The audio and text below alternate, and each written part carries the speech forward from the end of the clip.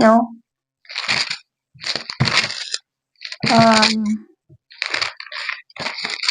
Guys, I don't think I can find it right now. I didn't highlight it.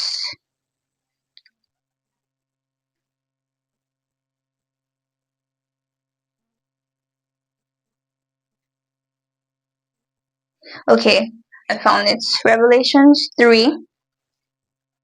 Oh, Revelation 3, verse